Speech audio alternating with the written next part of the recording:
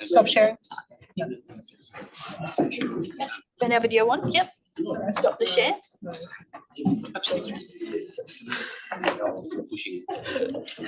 Williams was an emergency. And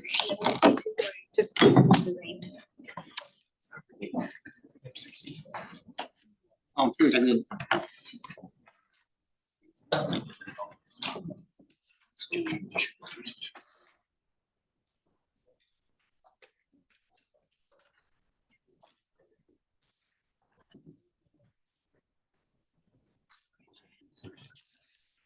Good morning, everybody, and welcome to the Statutory Planning Committee meeting of Wednesday, the 12th of February 2025. Welcome to those online and in person today. The meeting is being live streamed and recorded and will be available for viewing via the Commission's website and YouTube. Committee members may refer to technical devices during the meeting to assist in considering the information before them. I'd like to start the meeting by acknowledging that we're meeting today on Whadjuk Noongar land and pay my respects to elders past and present. Apologies and leave of absence. Today we do not have any apologies, but noting that we have Commissioner Adair and Member Franklin joining us online today. Hello to you both. And members, are there any requests for leave of absence? Thank you very much. Disclosures of interest, I have two before me. In relation to item 3.1, Member Knight has declared a correct impartiality interest in relation to item 3.1, the Shire of Denmark's local planning strategy, that Member Knight has a family property holding in the Shire. And Commissioner Brooks and Member Knight has opted not to participate and to absent herself from the meeting on this item and the deputations. And Commissioner Brooks has declared an interest in relation to item 4.2, Shire of Chittering, LPS number 6, amendment number 74, a perceived impartiality interest, and that interest being that in 2022, Commissioner Brooks conducted a peer review of the local water management strategy for this site on behalf of the Shire of Chittering. Members, everybody happy for Commissioner Brooks to remain in the meeting for that item? Thank you very much. Members, are there any other declarations of interest? Okay. Disclosures of representation, where members may have been contacted by an applicant in relation to items on the agenda. Any declarations? Chair, only to note that clearly we did attend the Shire of Denmark as a collective, which did include briefings around some of the issues being presented in the report today. Thank you very much, Commissioner Herron, and I think that was very informing to be able to visit some of the sites that have been highlighted through the discussion in the agenda. So that was a positive engagement. Thank you for raising that. Item 1.5, declaration of due consideration. Can all members please indicate that they have considered the information before them in the agenda? Thank you all. And questions from members and responses from DPLH staff. I did ask a question in relation to one of the items and I'm satisfied with the answer provided. Thank you very much. Item 1.6, confirmation of previous minutes. These are for the meeting of Wednesday, the 29th of January 2025. Members, are there any issues arising from the minutes you wish to raise? Happy to adopt the minutes. Could I please have a mover and seconder? Moved by Commissioner Lakey, seconded by Member Knight. They are adopted. Thank you very much. We'll move to deputations and presentations. We do have a number today, the majority being via Zoom in terms of those that will be speaking with us. We do have one person attending in person today, so and no written deputations. So we do in total 9 deputations and we'll start the process. Thank you very much, Sam. Chair, I do welcome everyone this morning that is present to make a deputation either in person or via Zoom. You'll be invited to join the committee at the table to deliver your deputation if you're here in person, or promoted to panelist via Zoom to deliver your deputation. You have been advised of your allocated time via email, and this will be managed by a time which will appear on the screen and count down the allocated time. If you have a PowerPoint presentation, this will be displayed on the screen throughout your presentation, and you're requested to advise us as you wish to advance the slides. We now move to a number of deputations on the Shire of Denmark local planning strategy for final endorsement, and our first deputation this morning is from John Sampson, who is joining us via Zoom.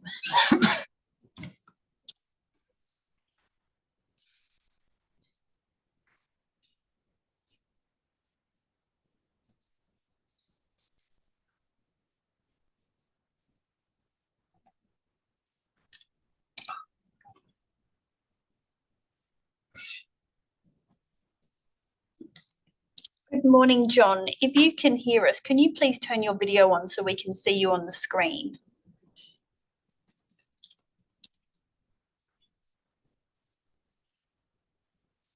Good morning, John. I will just need you to unmute, please. All right, okay. There we go. Thanks Is very that much. all right? Yes, perfect. Welcome to the committee meeting this morning. Over to you to deliver your deputation when you're ready. Thank you. Thank you. Good morning, and thank you for giving me the opportunity to address you. I want to talk about the bushfire hazard in Denmark and safe evacuation routes. I refer you to page 303 of the agenda and the Shire's comments. The Shire state that the upgraded Churchill Road Bridge can be used as a secondary evacuation route in the event of a fire.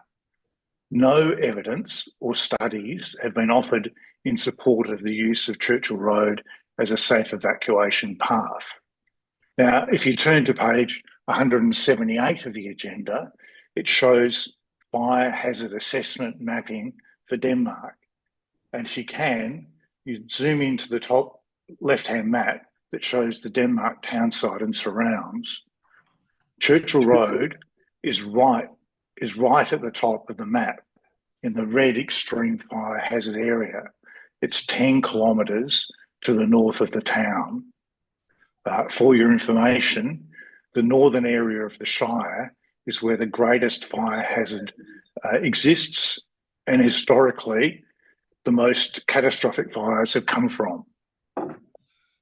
So, to be clear, the Shire are now saying that in the event of a fire emergency, it's okay to send people on a 10-kilometre trek north, then a 10-kilometre return, i.e. a 20-kilometre detour through vegetated extreme fire hazard areas.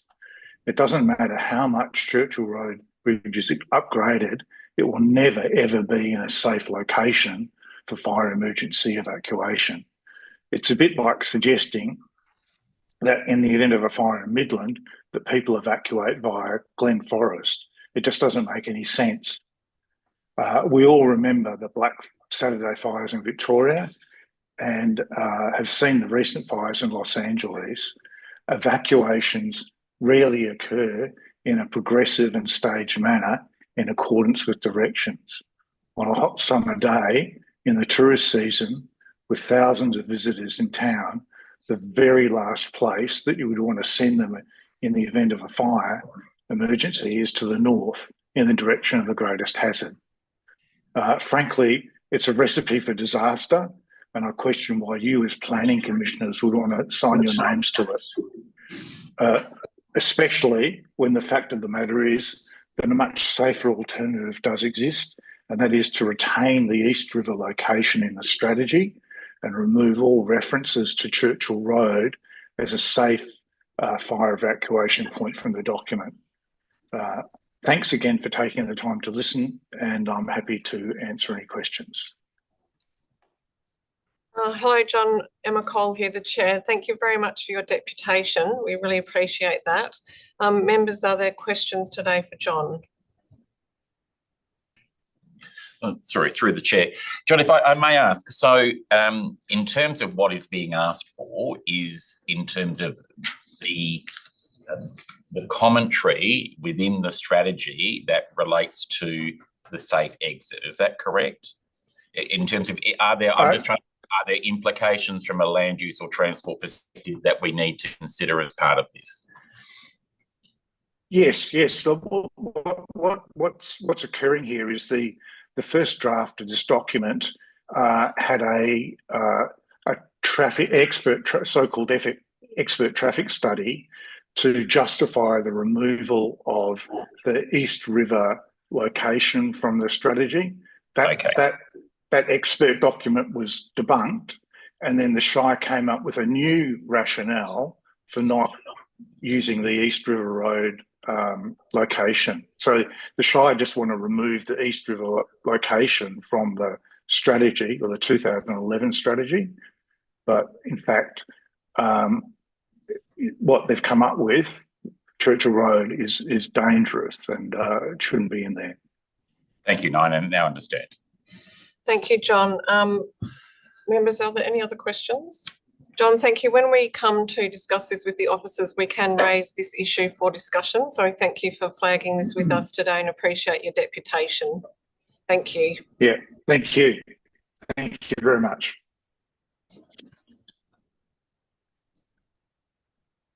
Our next deputation is from Ross Thornton, and he'll be joining us via Zoom.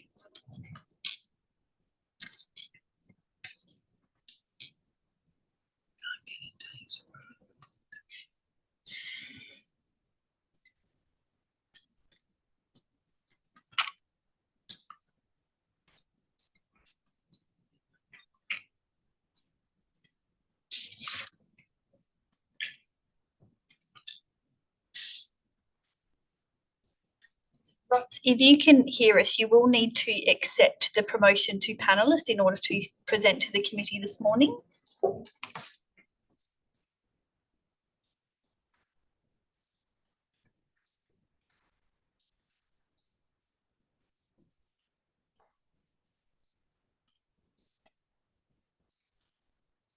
I will need you to turn your video on. Thanks, Ross.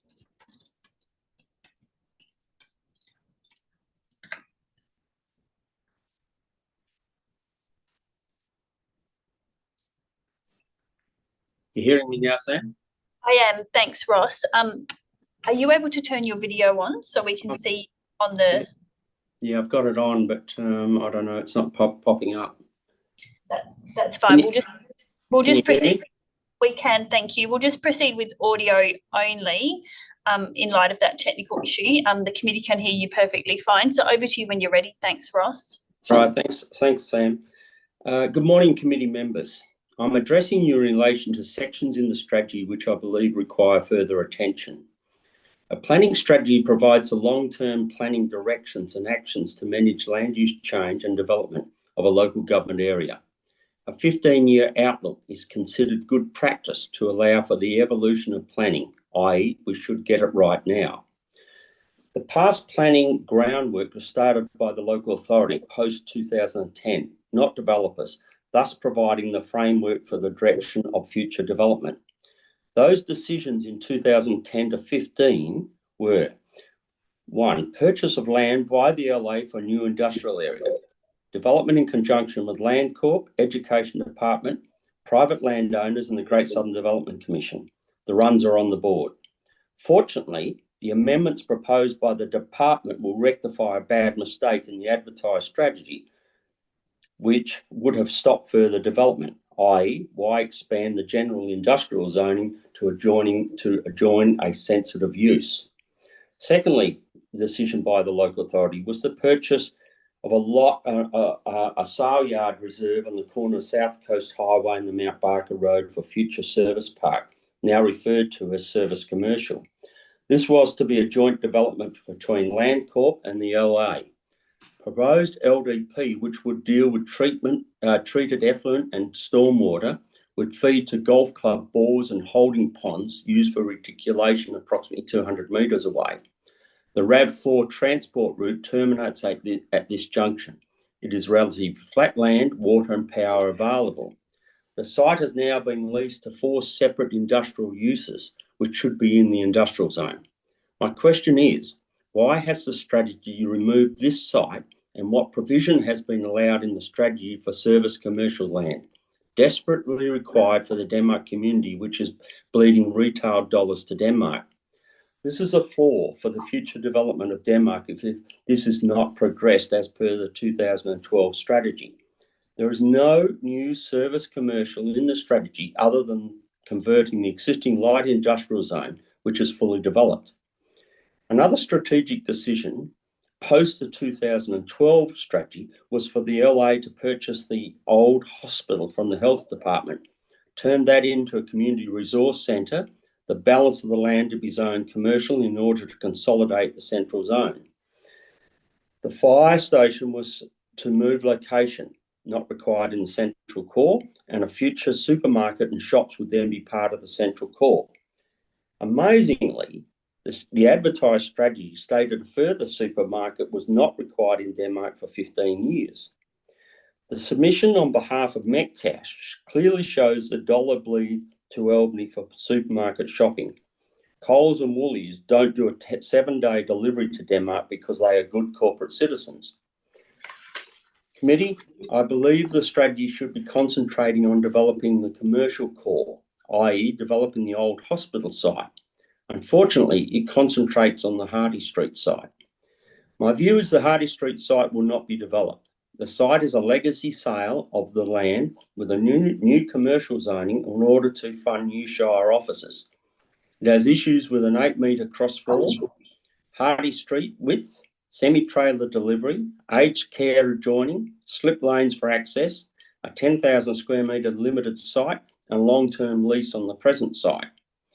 It will continue to be used as a blocker to protect the IGA unless the current strategy reflects the future intent to consolidate the inner commercial core. It has not touched on this. The final issue I wish to address in the strategy is referring to Churchill Road as a secondary evacuation of the Denmark River. That is where I live, 10 kilometres from town, and behind my farm is 25 kilometres of forest. That is where a fire, which on a wide front has been in the past near unstoppable. In my life in Denmark, I've never heard the suggestion which has been flagged in the strategy. After the Marysville fires in Victoria, I travelled to see why 168 people lost their lives. Large numbers died in their cars in forested areas. They should in forested areas they shouldn't have not been in. I recommend the members not support this recommendation in strategy. I ask members recommend department officers further discuss with the LA the points raised. I also suggest the mapping be checked as a number of colour anomalies still occur. Thank you very much. Hi Ross, it's Emma Cole, Chair here. Thank you very much. We're sorry we can't see you, but we do really appreciate hearing from you and your extensive local knowledge. I will just say now if the members have questions for you. Members? Ross, I have a question. I don't know if you heard the previous deputation from John Sampson, who was talking about returning to the East River location for evacuation. Do you have a view on that? Look, the studies were done back pre-2012, the previous strategy. As with Denmark, there was some objection because one reasonable sized tree had to be removed. But since then, the industrial area has been developed. There was some $13 million worth of funding for the industrial area. The East River Road has been developed. So part of the structure has already been put in place. The funding for the bridge, which was going to cross the river, was withdrawn by the Labor government because of the large deficit the state was carrying at the time, roughly $43 billion. And numbers of funds were withdrawn from around the state to help balance the budget. So somewhere in the future, I am sure government, because of the growth of Denmark and roughly 18,000 people being here in those peak periods, 7,000 generally, and with the absentee owners, you're going to have a secondary bridge. You wouldn't send them. I wouldn't send anyone up to Churchill Road. That's where I live. I know the area very well. I drive it every day. Thank you, Ross. Members, any questions? Thank you, Ross. I've taken note of the issues that you've raised so we can discuss those with officers. So thank you very much for raising those points with us.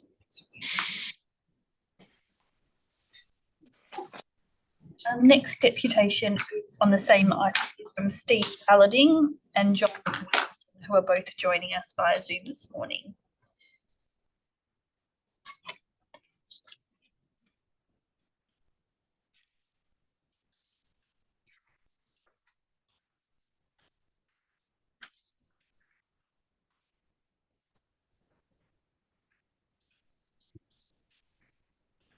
Good morning, Steve.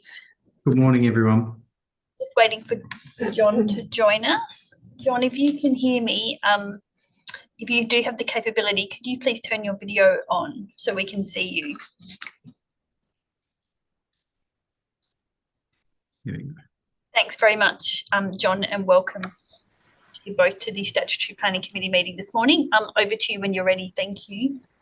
Look, thanks very much, and good morning, Chairman and other Commission members. I'll be the one speaking today, and John is available for questions at the end if necessary.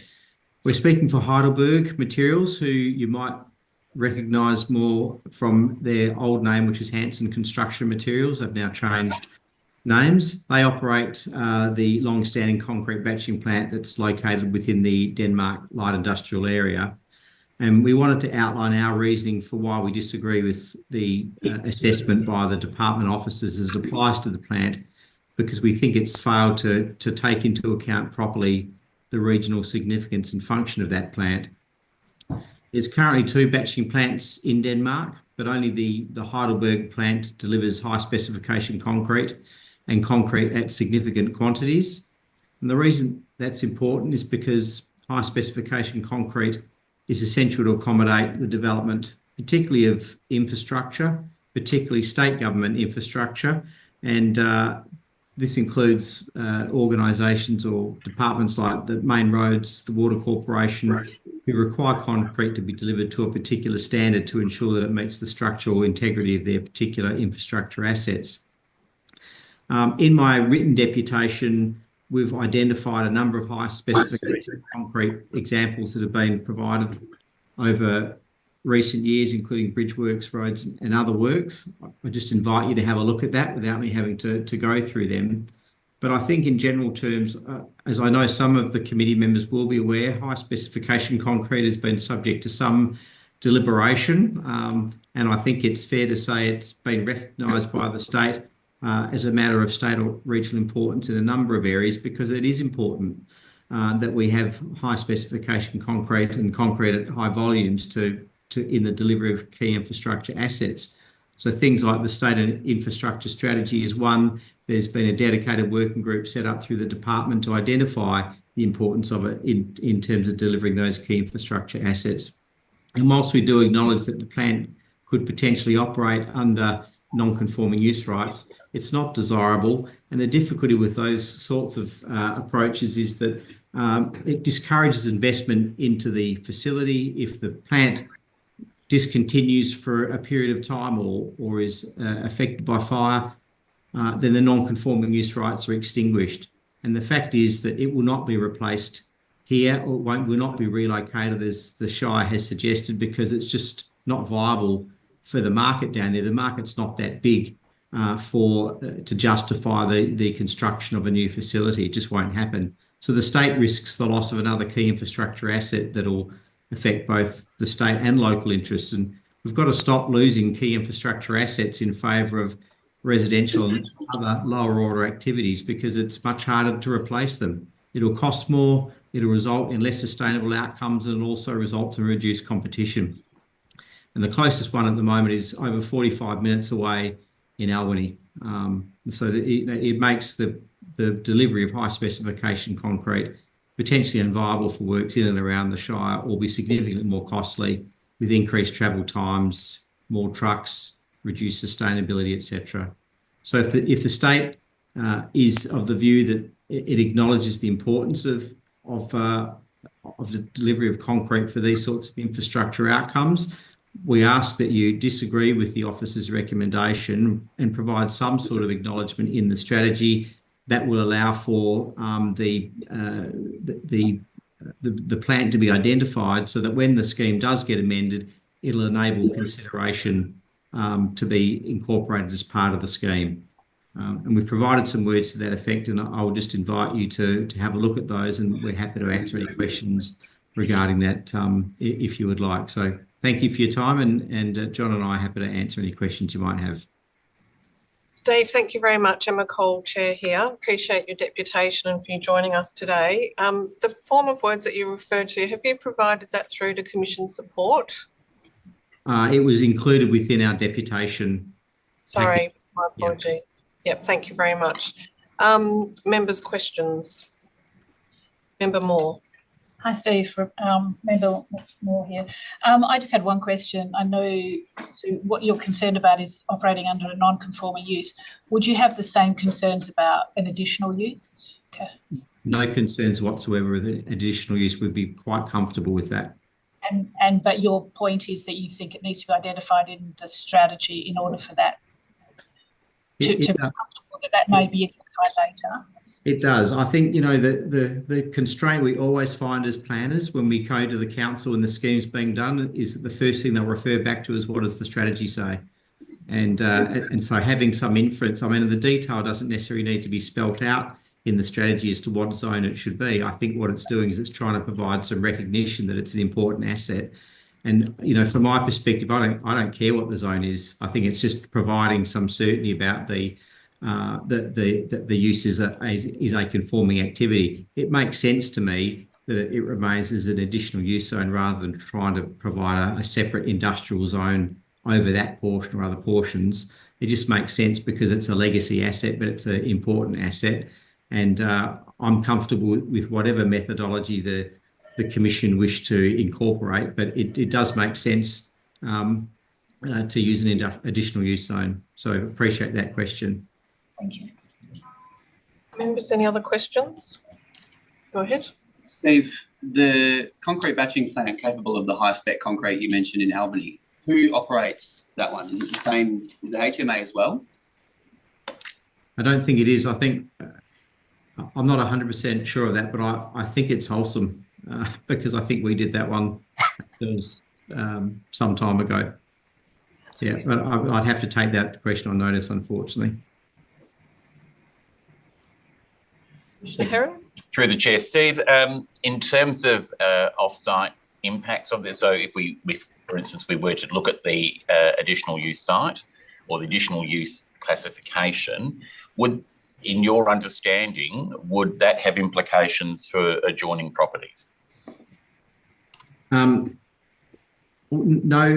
current assessment's been done, but I think anecdotally, we've made inquiries and obviously spoken to the operator and others, and our understanding is it hasn't had any issues that's caused any particular concern in the locality, possibly partly because it's been long-standing, but I'm not aware of any issues that arise in the context of having an impact on existing activities in the area. Thank you. Thank you very much for that question, Commissioner Herron. Just to sort of follow up on that, Steve, I was wondering as the area transitions to service commercial, we as a commission and as PC, we're very fortunate to have a regional visit to Denmark late last year. So we've seen the concrete batching plant. It does appear to be relatively open, and you could see that potentially as that area transitions to service commercial, there may be issues around dust, etc. And that, would that then require you to do some additional work to the site to be compatible in that area? Might be too much of a future question, but just in terms of considering what this might mean in terms of an additional use. Yeah, well, look, I think realistically, there is obviously a willingness on if issues arise. I think there has been, particularly for larger companies like the Heidelbergs and the Wholesomes, they do respond if there are issues that arise. They try to be proactive about it because it's important that they want to be good neighbours. And I know that has been conflict in other locations, but I can genuinely say that's how they do operate. They do try, if there are issues that are brought to their attention, they will try and deal with it. If dust is one of those issues that arises in some particular way in the future, I can say that is something, of course, that they would be willing to look at. How that would apply in the future is probably a future question, Chair. But there would be a willingness to look at how that integrates into the future aspirations of the Shire. I would just say just one quick comment about the transition at the moment. I think the light industrial area has been there for a long time, and the activities that have been there for a long time. And under the proposed change in zoning, I think only 3 of the uses in that area are in fact will be non-conforming uses, as I understand it. So the idea that it's going to transition does seem slightly curious to me, because I don't know why those activities would seek to relocate if they've established there over a long period of time and they'd remain as conforming uses. But also there is a difficulty, I think, as you heard from Mr. Thornton earlier, about the availability of land to expand. There is no available land for people to relocate to at the moment, and I think there are questions over what future sites might be available. In the case of Heidelberg, I think they're quite clear in their position that it just wouldn't be viable for them to start from scratch and create a new plant and relocate that asset. So slightly off topic, but it's important context that I just wanted to impart back to the committee members. Thank you very much, Steve. Are there any further questions? So just expanding on that point, Steve, I note that your comment around including it as an additional use is on the basis that in the event the plant closed or was demolished or burnt down, or for whatever reason something happened that required the redevelopment of the site, the non-conforming use wouldn't allow that to occur. But also, by the same token, you wouldn't relocate to the new industrial estate. Does the same apply on this site, do you think? Well, it's obviously a lot harder to relocate and build something from scratch in a different site. Obviously, there's land asset costs, amortization costs for them to involve as well. So I think obviously they would have to weigh up if there was a significant event that just whether it destroyed it in part or entirely. But the indications are that there would be a willingness to look at reconstruction if it's on the same site. Part of the rationale behind that obviously is that they also have a greater capacity to want to reinvest in a site that has a conforming use. And I think if you provide it with a non-conforming use, there's always a discouragement to want to spend money on a facility that you know has got an end life because the Shire don't want you there. So I think that there's a greater capacity to make sure that there is continued investment in the plant, which also responds, I think, to some of the comments that the Chair came forward with about trying to make sure that how do we mitigate any potential externalities that might arise from the plant if there are other activities that are sought to be encouraged into the area. Okay. Thanks. Thank you, Member Harmon. Are there any other questions? Thank you very much, Steve. We have your wording here at the end of your written deputation, and we've taken your points on board, and we will discuss that when we have discussion with the officers today. So thanks for your deputation. Thanks very much for your time, everyone. Bye-bye. And thank you, John. Thank you.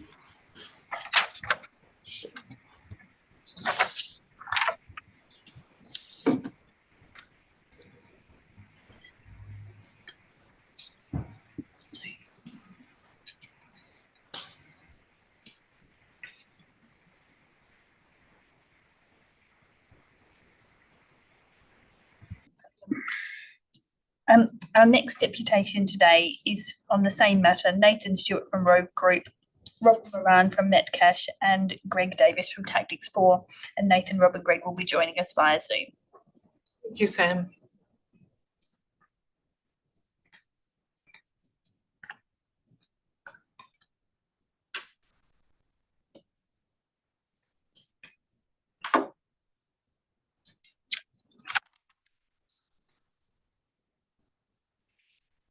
Hello, can you hear me?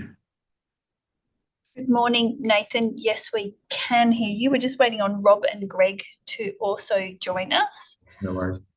Rob and Greg, if you can both hear us, if you can please turn your video on so we may see you on the screen.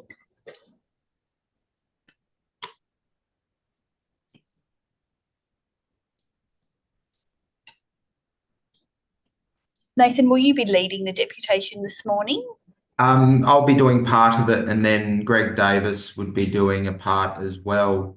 He was going to present on his need or his net benefits report that he's done. Thank you. So we can see Rob. Good morning, Rob. We're just waiting on Greg. Greg, can you hear us? It's on mute though.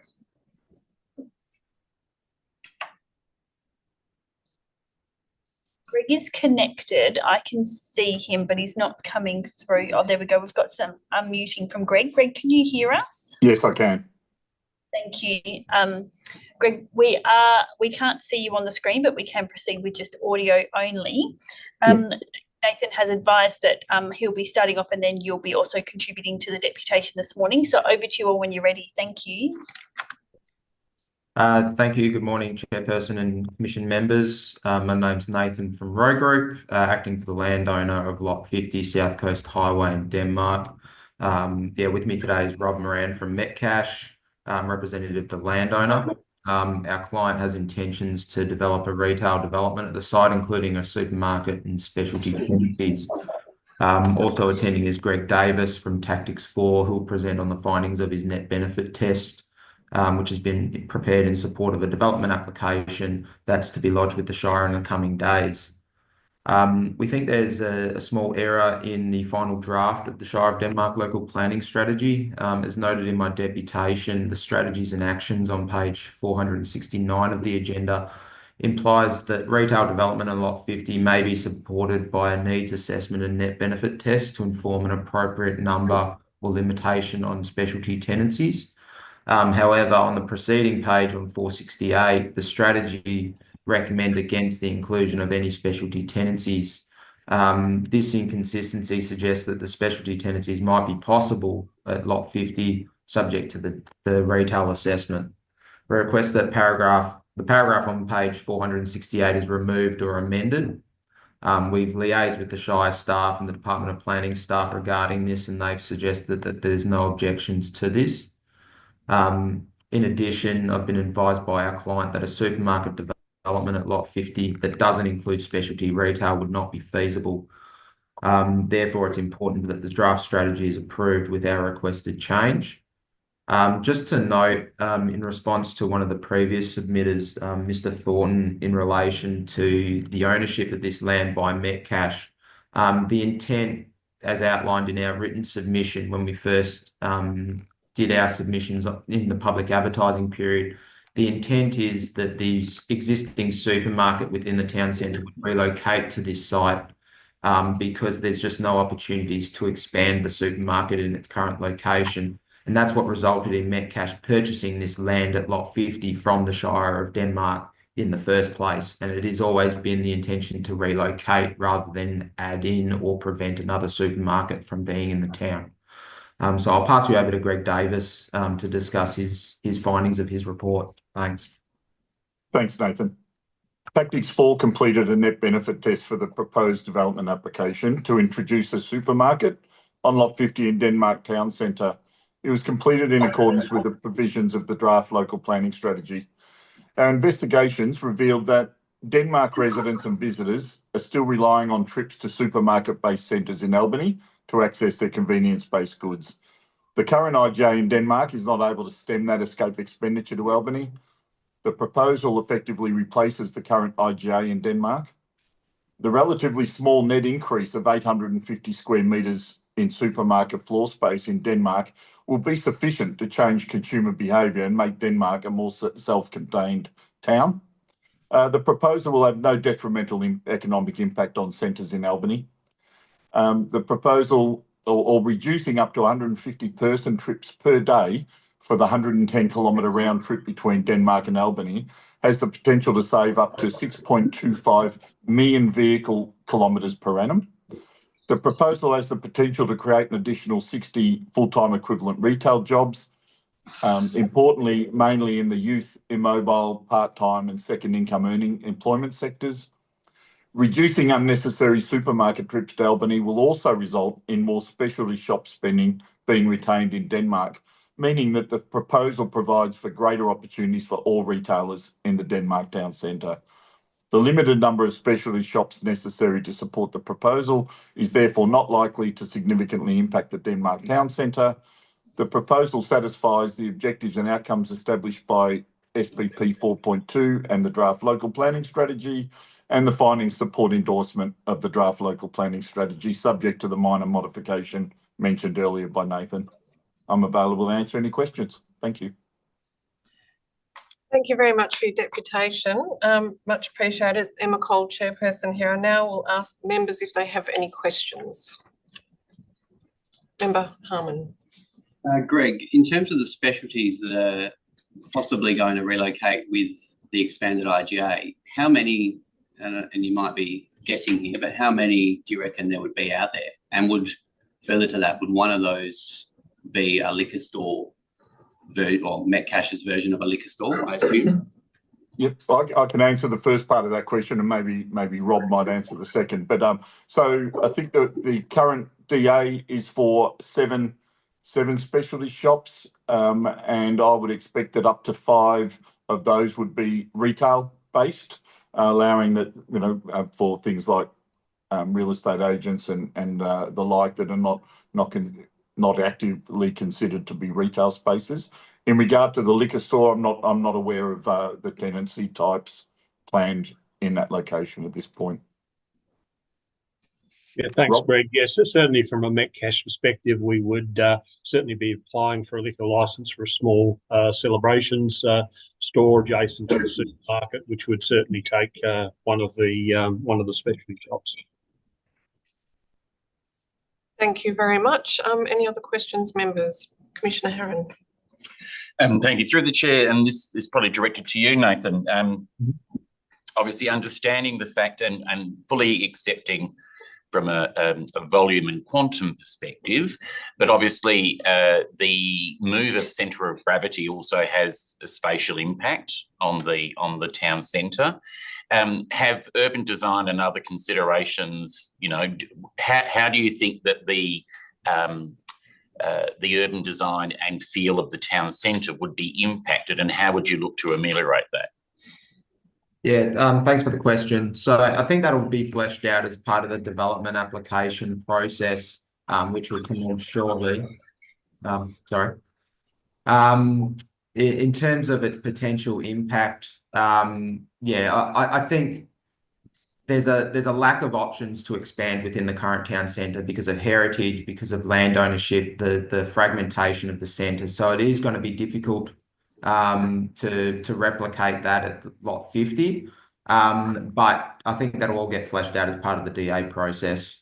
I think along the South Coast Highway, the location of the site is good, and that will evolve over time as those lots redevelop for special commercial or service commercial zoned development along South Coast Highway, and that'll improve and provide connections to the old town centre side as well, in terms of pedestrian connectivity and the like. So I think it'll evolve over time. In terms of its overall impact, I don't think it will have an economic impact, and urban design outcome overall, that'll improve over time as it's developed. Thank you. Through the chair, I would just then, can I ask whether you would accept, though, that there needs to be some level of control in terms of this essentially out of centre site to ensure that it doesn't unduly compromise the function of the existing town centre? Would you accept that as a principle? I think so, and I think that's really the intent of the strategy as well, where they've requiring this needs assessment and net benefit test to make sure that it's not going to create a second centre and take away from the town centre, and that's really why the strategy is requiring that net benefit test to be done. Thank you. Thank you. Members, any further questions?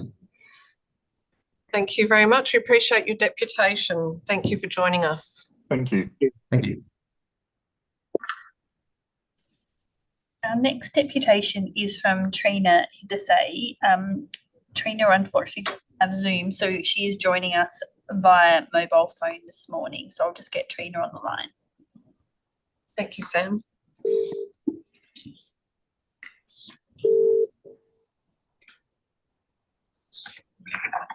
Good morning, Katrina. Hi, Katrina. It's Sam Boucher at the WA Commission. Just confirming you can hear us okay on the telephone for the delivery of your deputation this morning. I can hear you clearly, Sam. Thank you. Excellent. Thanks very much. So over to you when you're ready. Thank you. Good morning, Chairperson and members. Thank you for the opportunity to make a deputation to the Statutory Planning Committee regarding item 3.1. As I outlined in our submission in the draft strategy, what was put forward in that one reflected in no way what had been agreed on, and it caused a significant degree of angst and left us with little confidence in the planning of Denmark Shire. In more recent times, the Shire, following our submission, has reverted to the original strategy with correct zoning and uses in place, basically. And thanks to Craig Percy, Management Director, Service Development Services, for his time and understanding. However, in the view of possibility staff changes and a lack of follow-through, we have a suggestion. Rather than having a loose transition from light industrial to industrial, we would ask that the amount of land or the distances be specifically stated in the Local Planning Strategy 2024 and shown on the map. The advised strategy map on attachment 7 just says modification recommended to show transitional designation. We'd like that actually marked to show where it transitions. Looking through the submissions, a suitable guide I thought would be from submission 43 from Boston Brewery, figure 5, which clearly shows the 300 metre buffer zone required to the sensitive area of Boston Brewery. If the Shire requires more industrial area from what they already have, as opposed to our light industrial area, we would be happy for that small section to be zoned industrial, and the rest must be light industrial. And we'd also like to point out that the boundary line between industrial and the mural enterprise will require a slight adjustment in time as on the western side to match. Hang on. The boundary line between the industrial and the rural enterprise will require a slight adjustment on the western side to match the fence line where our subdivision boundary will be. So probably an approximate something would suffice there. That's all. Yes, that's all. Any questions? Thank you very much, Katrina. Emma Cole, Chairperson here. I just wanted to say thank you for your deputation. We have noted down that just for the purposes of discussion with the officers that you are a landowner in relation to 652 South Coast Highway. We've taken the point that you'd like more detail around the land use changes so we can ask officers about your request when we discuss the item. But members, are there any questions of Katrina? Katrina, there are no questions for now, but we will discuss your request with officers to that. So thank you very much for your deputation. Thank you very much, and thank you for your time.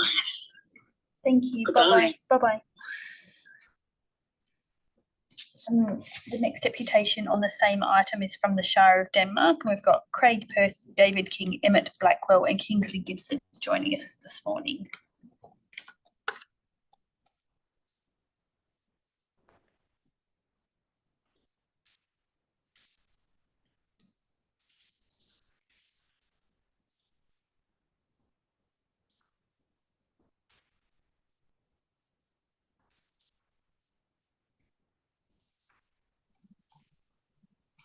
Morning. Oh, there we go. Good morning to the Shire of Denmark. Thank you for joining us this morning. I'll hand over to you to deliver your deputation. Thank you. All right. Thank you very much for the opportunity. I am Craig Percy, Manager of Development Services with the Shire of Denmark, and with me, we haven't got the Shire President Kingsley Gibson, but we do have our CEO David King and our Strategic Planning Officer Emma Blackwell. And we're all here to give best customer service, I suppose we can, to field any questions you may have afterwards. From my point, I've been with the Shire for 5.5 years. The Shire instigated a review of our strategy shortly after I started. And starting in 2019, we formed a working group of councillors, Shire staff, and mostly local DPIH officers. And we've worked well together throughout its preparation. Preparing the document largely in-house, undertaking extensive preliminary consultation, and we've taken the time to thoroughly go through every aspect of planning as it affects the Denmark community. We feel we've got a solid strategy that successfully applies the state planning framework in a local context.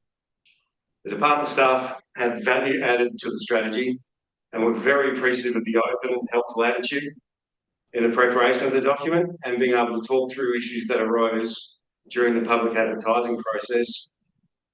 We fully support the officer report and its recommendations. While I'm here, I'd take the opportunity to comment on a number of the previous deputations and be available to discuss those if needed. In regards to the deputations on the secondary evacuation route, availability of service commercial land, and the graduation of industrial and rural enterprise land, we'd stand by the report content and officer recommendations. Issues around the concrete batching plan in the existing LAA have arisen more recently. On one hand, we recognise local supply of concrete is very important to the local economy and the development industry, and it's a growing one. The location at the heart of the existing LAA to the current plant brings reasonable buffers to the surrounding residential area and the nearby primary school. And we also would like to acknowledge they have been a good corporate citizen, registered with the EPA, have undertaken successful measures in the past to reuse water and control dust on the site. On the other hand, I would point out that the plant is very likely already a non-conforming use in the current zone, would definitely be a non-conforming use if the recommendations of our 2011 strategy were followed through. And if the plant wished to substantially increase in size in the future in response to current local demand, then its current location within 300 metres of our local primary school is not ideal. And the recommendations to encourage a relocation to a general industrial site, we would continue to support. And lastly, we recognise there's an apparent disconnect. We recognise the apparent disconnect between the text and the strategies and actions around the supermarket site. In short, as staff, we feel that changing the word in the text to recommend the inclusion of specialty tenancies is significantly restricted rather than prohibited may better align with the action. But I can talk to this issue in greater detail if you wish. So sticking to time, thanks for the opportunity to provide a briefing, but we're here willing and able to take any questions. Thank you very much, Craig, and welcome to the Shire of Denmark. It's good to see you all there. Emma Cole, Chairperson. Thank you for addressing some of the deputations that you've heard. It's probably would be useful, Craig, if you could elaborate a little bit more on the issues that you've heard today. For example, you've talked about the secondary evacuation route, suggesting that there'd be no change. Would welcome some more input from you on that, and in relation to the Metcalfe site, which you've touched upon, if you could perhaps outline your views on that a little bit more. Secondary evacuation route, well, it's the third. So we've got east, west and north under the current planning strategy, of which Churchill Road would be the northern. It is obviously not ideal to direct people evacuating through bushland. However, Denmark is characterised by being surrounded by bushland. East, west and north are all in the same situation. It's only a realistic evacuation route in the event that there is not a fire coming from that direction and one of the other alternate routes is blocked. Our BRMP identifies all three routes and talks to the timing and the planning around utilising any one of those in an event. And as per the officer report and our recommendations, the East River Bridge or East River Road as an alternate might assist with any congestion in the town centre in the event of a fire to get people to the west. But once you're over the bridge and across, the next choke point is the Hay River and then the Sleeman River. So, and they've all just got one, so there's no backup to those if the facetious part of me wants to get engaged. So we felt, I suppose the last sort of comment was the Shire of Denmark did have substantial money offered to it many years ago to build that bridge.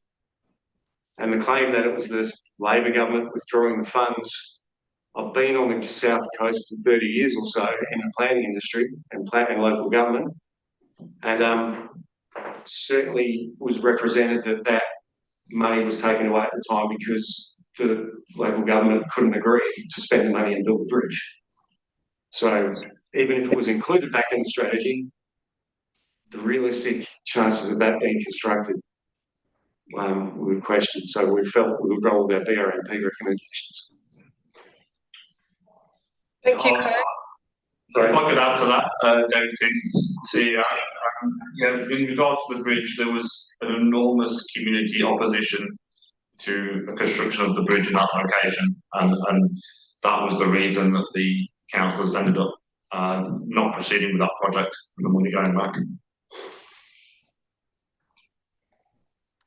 And just in relation to the Metcalfe site and the specialty shops, you indicated that you could speak to that in greater detail. Yes, certainly. It's something I prepared earlier. So, look, the Shire and the strategy acknowledges the community are likely to want a new, larger supermarket. Ideally, an alternative, but a greater supermarket. A larger supermarket would definitely be on the community agenda. It is difficult to find a single land parcel, and it's difficult to amalgamate necessary land holdings to make a site in and around the town, in and around the main street, where ideally we would like it. That was our primary aim in preparing the local planning strategy. We did investigate the hospital site that's termed, or the emergency services and so forth. We concluded that site was just too constrained to take the floor areas being requested, given that there's some contaminated site issues, Miller Creek dividing the site, substantial carry trees and environmental concerns, and heritage listing on their current buildings. It just didn't stack up for us to dig in and just hold on that site. We accepted that Lot 50 South Coast Highway was probably the best we were going to get in terms of a solid site previously approved. But we did acknowledge its shortcomings, being 500 metres from the main street, and we're keen on supporting our main street environment being a large part of what makes Denmark tick. Additional specialty tenancies within the supermarket complex at Lot 50 do risk splitting and diluting Denmark Town Centre's existing main street commercial activity into two separate nodes. But we're aware and accept to an extent that the supermarket is probably going to rely on some tenancies to be viable. Shire's willing to, like I said before, look at changes to the wording and the text and so forth. The net benefit test we've now seen as part of the deputations makes a valid point that a larger supermarket would probably stop, or would stop trade linkage to Albany to a certain extent, and result in more people shopping locally, which is all to the good. However, the way we view our main street working, it's possibly not the same as many other centres. The IGA in its current location is in a main street location. It works partly as a magnet. So people visiting the IGA don't necessarily stop at the IGA and then flow into the rest of the subtenancies in town. We recognise it's the nature of the subtenancies in our main street that grab and hold people. And so the primary concern for us is that if some of the key existing tenancies, post office, chemist, news agency, bakery, end up out within the supermarket complex, pedestrian foot traffic within the main street environment could decrease, and it would just have an impact and cause to split our town centre in the short term.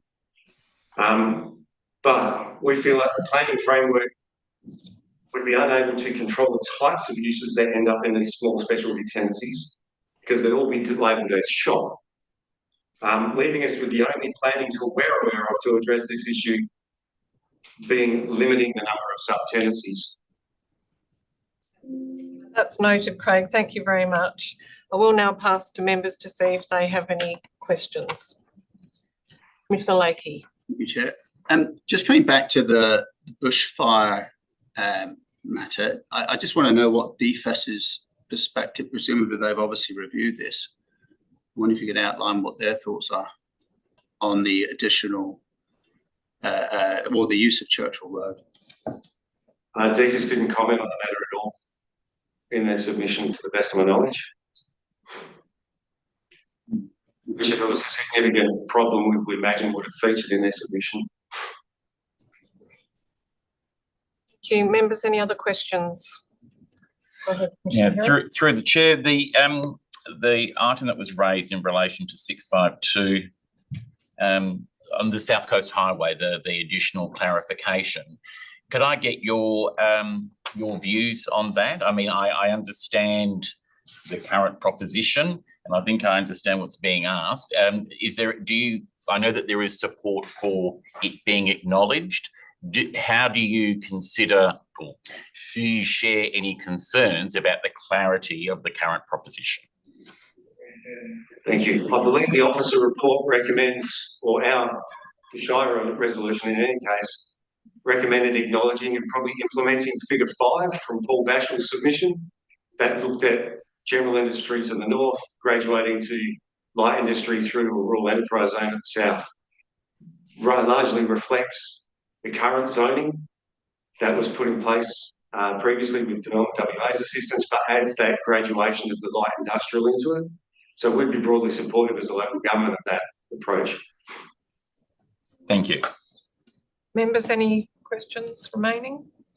Well, thank you very much, Shire of Denmark. We appreciate you joining us this morning.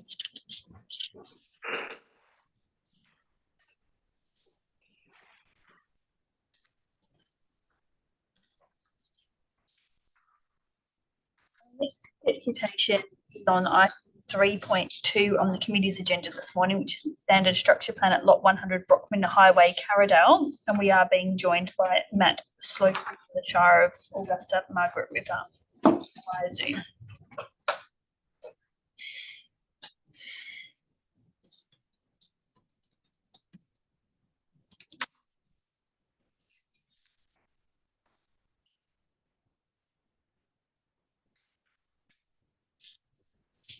Good morning, Matt. If you can hear us, can you please turn your video on so we may see you on the screen?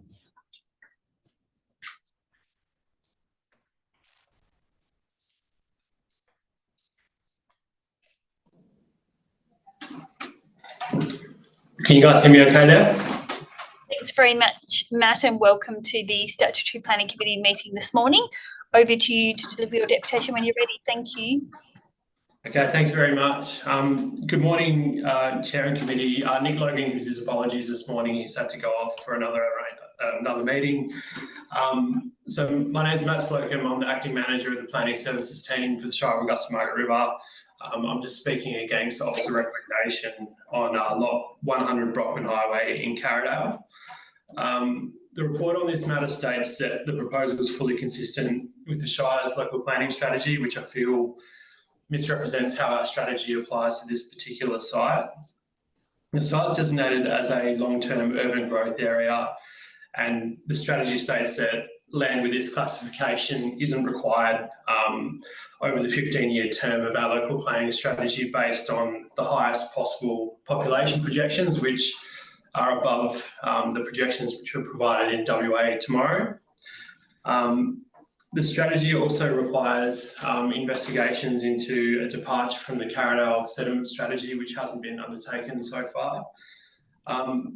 The reason why that's significant is the state planning policy for the Lure Natural Storage area requires that where town site expansion is exposed, that this needs to be supported by a review or preparation of a town site strategy. And this has been the kind of consistent practice which has been done for other town sites within the Shire. I guess our view is that if we're going to start to deviate from that previous approach, that would best be done through modifying the SPP as opposed to starting to make inconsistent decisions around how this has been applied previously. The other component that's not mentioned in the officer's report is that the structure plan for this site was approved prior to 2015, which is when the structure plans were sort of read as zoning plans. So the whole site's zoned as urban development, but the structure plan that applies to the site actually has the area in question zoned as general agriculture. So basically, the intent all along was never to kind of open it up for complete development of the site, but it was for to default to the structure plan to determine that the balance of the site was going to be retained as an agricultural land holding. The other, I guess, issue that I have as well is just the consistency with some of the principles of the Lewin Naturalist Ridge sub-regional strategy.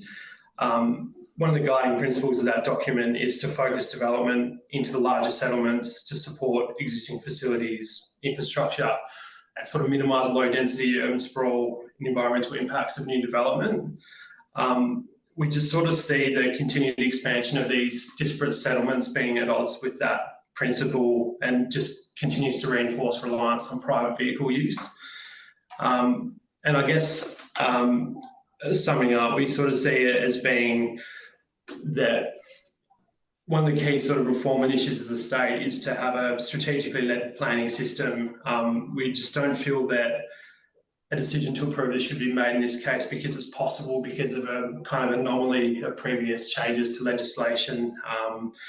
It should be based on sound and considered strategic planning in partnership with the community. So we'd be asking that the Shire's recommendation is put in place in this instance. But thanks very much for your time, and I'm happy to answer any questions on this at all. Thank you very much, Matt. Emma Cole, Chair here. Thank you for your deputation. I'll now see if members have any questions. Questions from members? Go ahead, Commissioner Herron. Thank you. Through the Chair, I do take your point in terms of the quasi-zoning under previous structure planning. One of the things I did really note was that the plan that formed part of that structure plan did seem somewhat incomplete.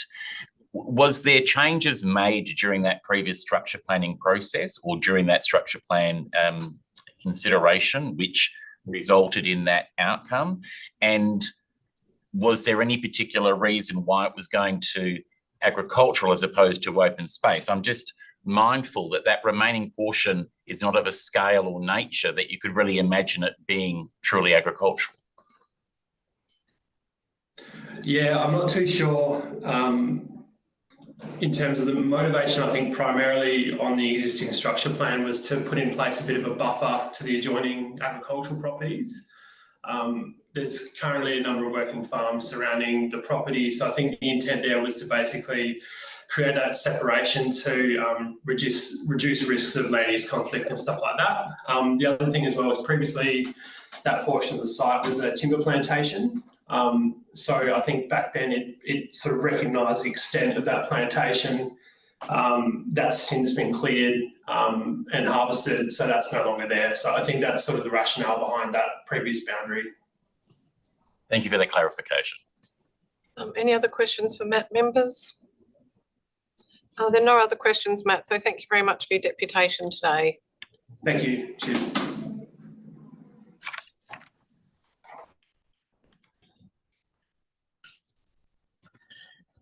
Our next deputation is on the same item, item 3.2, the Carradale item, and we are joined by Dr. Kevin McIsaac and Martin Richards in person this morning. Gentlemen, if you'd like to join us at the table, just where that nameplate is, please.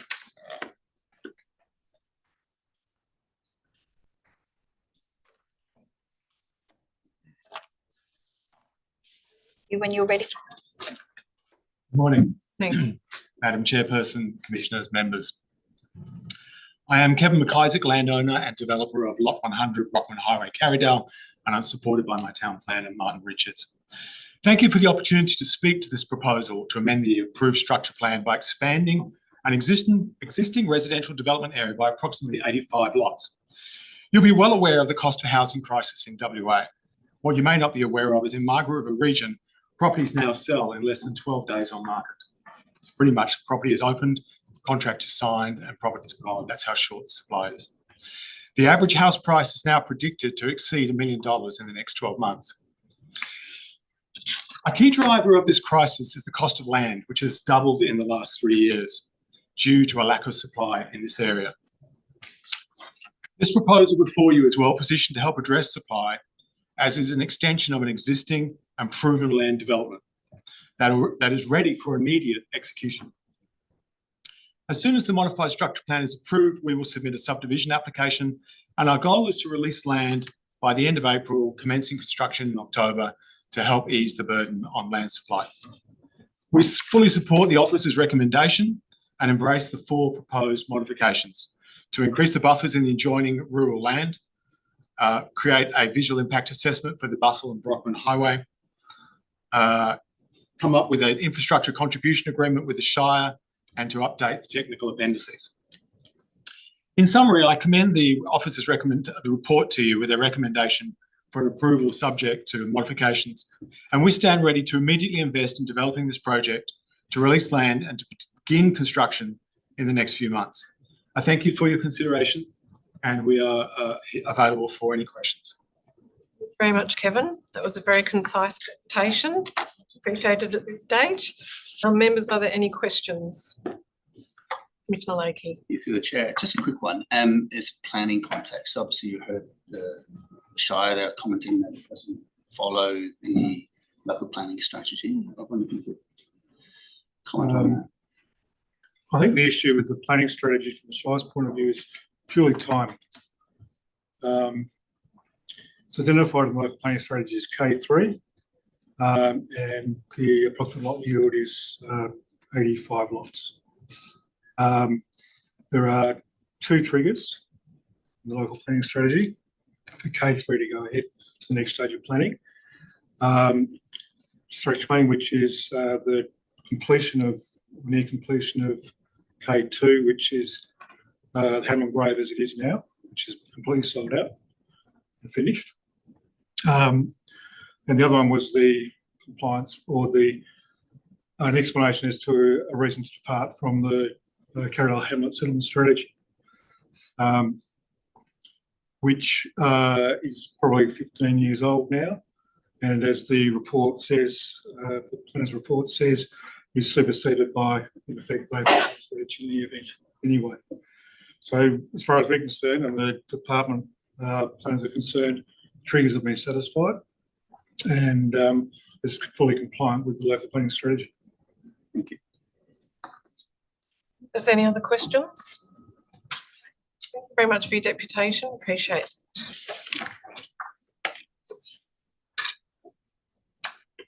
Our next deputation is item 4.2 on the agenda, which is the Shire of Tutoring Local Planning Scheme number 6, amendment number 74. And we're being joined by Jared Ross from Taylor Burrell Barnett via Zoom.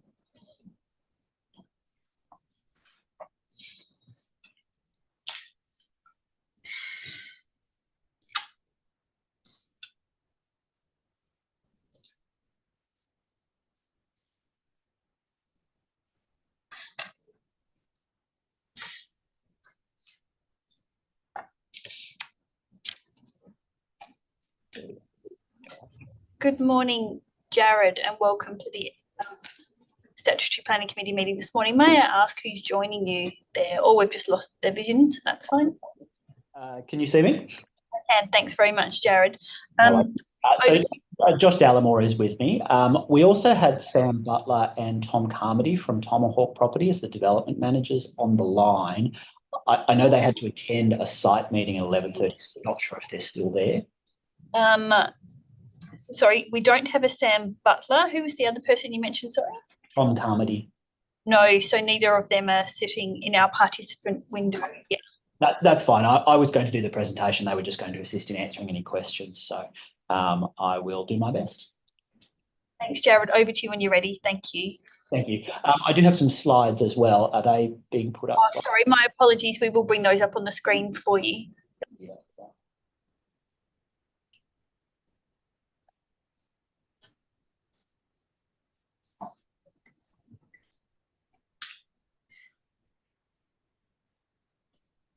Can you see on the screen, Jared?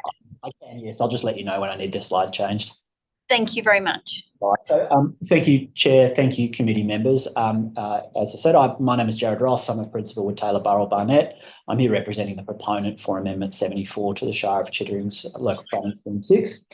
Whilst we're not privy to the recommendation, given it's a confidential item, we did have the benefit of reviewing some of the draft modifications in discussion with the DPLH officers, and we were generally supportive of those changes. We are certainly supportive of the amendment progressing to the Minister for final determination. If I can have the next slide, please. Just as a very brief project overview, so we prepared and lodged this scheme amendment in 2021, concurrent with a version of the structure plan for the precinct. The structure plan was put on hold whilst the Shire advertised and referred out the scheme amendment. We received a draft of commentary from different agencies. 3 years on, we're now commencing a review of that structure plan to respond to the feedback provided and to the revised scheme provisions. So that will be progressing in due course. If we go to the next slide, I just wanted to touch on a couple of matters that we had discussed with the department officers and I assume are being addressed in the report. So the first one related to access and movement and the consistency of access and movement with the Mushay industrial structure plan. I wanted to reiterate a transport impact assessment has been prepared in support of the draft structure plan and it will be required to be further refined as part of the refinements to that structure plan to get a subdivision. We recognise that it's critical that the RAV10 loop road is provided and this will be identified in the structure plan and delivered as part of a staged subdivision across our client's site. Connections to Great Northern Highway were raised as concern by both the Shire officers and the department officers. We recognise they'll be limited by safety and efficiency considerations. Mainroads will obviously have a heavy hand in those approvals, given it's a state road under their control, and we recognise that they will be limited. If we go to the next slide, additional uses were one of the other matters that we discussed. So we've proposed the inclusion of 2 additional uses to be made available within the general industry zone that is proposed to apply to this site. These are restaurants. This is intended to accommodate a small-scale service centre and truck stop for employees and visitors to the precinct. So service station and roadhouse are currently available. The restaurants are intended to be complementary to those uses as part of a single small-scale service centre. There's been a bit of discussion around limiting the scale and potential proliferation of these additional uses. In our opinion, the market will certainly dictate the size and scale of the facility, so we don't believe that this is but we understand the officers have recommended a site area cap with some locational parameters and we're generally we can make that work. Rapidly running out of time, so next slide, please. In terms of the eastern connectivity, so this again was raised by the department officers. We're aware that the Mushay structure plan identifies a desire for a RAV10 connection via precinct 2 through to precinct 4 in the east. This possibly doesn't fully appreciate the differences between precinct 2 and precinct 4. The potential to get a RAV10 compliant road through here is challenging and it needs to be resolved through the design. So our preference is that the scheme provisions that are written in provide flexibility in the connection between precinct 2 and precinct 4 such that that can occur in the optimal location and be explored as part of further structure planning. So in closing, just next slide, please. We certainly appreciate the department officers. Their engagement with us to date has been great. We are supportive of the amendment proceeding to the Minister and eager to get cracking with structure planning. Thank you. Jared, thank you very much. Emma Cole, Chair here. Really appreciate your deputation today and the way that you moved through that very succinctly. Members, are there any questions of Jared? No questions for you today, Jared, but have taken on board the issues that you raised and we have a copy of your presentation in our deputation list here. So thank you very much. Thank you very much.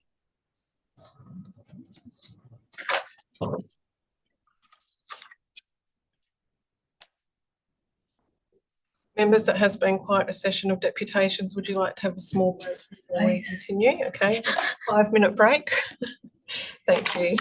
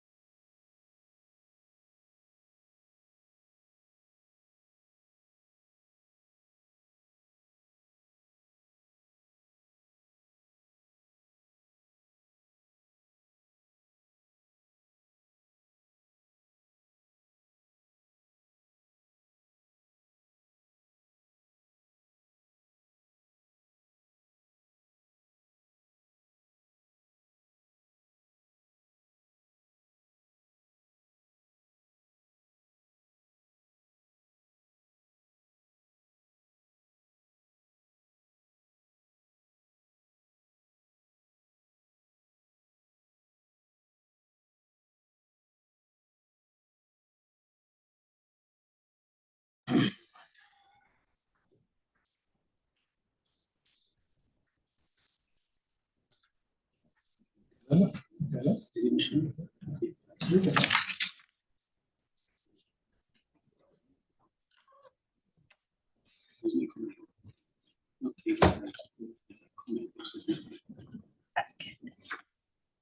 you, everyone. Welcome back to the SPC meeting. We've just had a 5-minute break and we have finished deputations. We're now dealing with business of the meeting. Just to note that Commissioner Herron has provided a conflict of interest in relation to item 4.2, Shire of Chittering, Local Planning Scheme number 6, Amendment number 74, an indirect pecuniary interest as an employee of Urbis who has acted for Ingham, who own land in the area. And Commissioner Herron is opting not to participate in that item and will leave when we get to that. Thank you, Commissioner Herron. So moving to item 3.1 for consideration, Shire Local Planning Strategy 2024 for endorsement. We have Mark Jendrzak, David Brash and Alice Price joining us today. And they will be all joining us. They're online.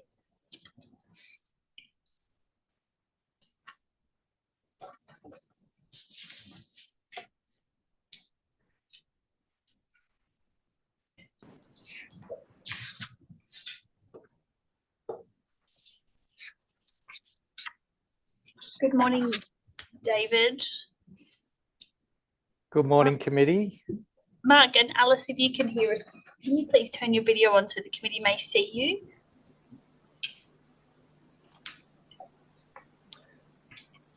Good morning, committee. I can hear you. I'm having a bit of trouble with my video feed. I'll try to get that working. Thank you.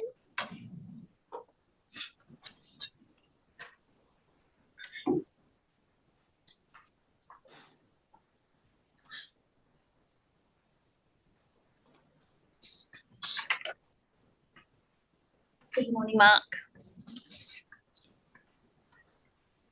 Good morning, all. Thank you very much for joining us today. We've had a number of deputations canvassing a number of issues. Just wanted to give you an opportunity to provide a response to those issues. You've probably already captured them all, but just as a bit of a recap, we've had some commentary in relation to the evacuation for fire. We've had some commentary in relation to the old hospital site and the consolidation of the town core. We've had commentary in relation to the concrete batching plant seeking an additional use.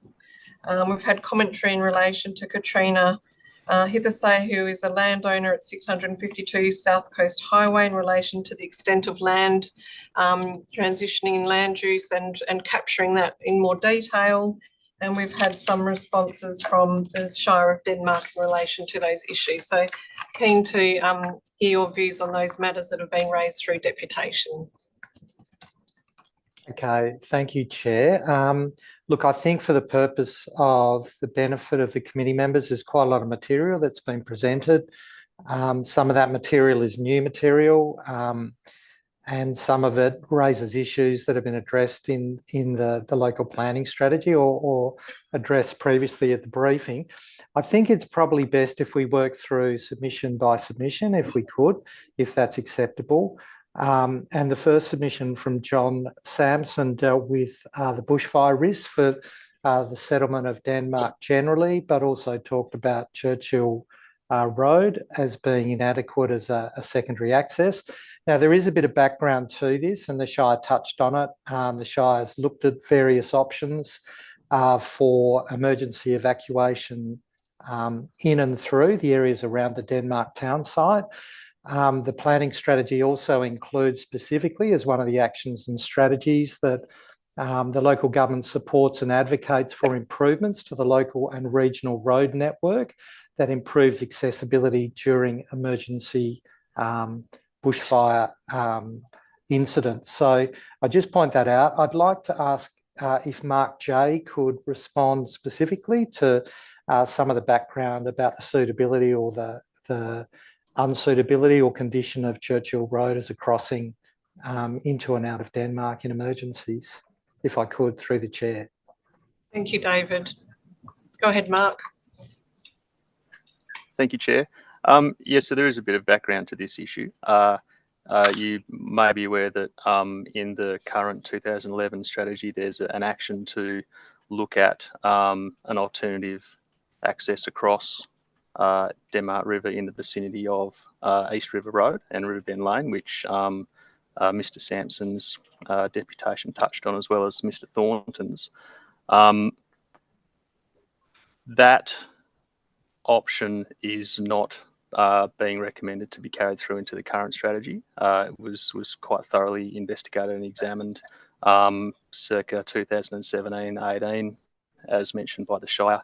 It also raised pretty significant sort of opposition in the community. So certainly as part of this exercise, not recommending that get reinstated into the current strategy.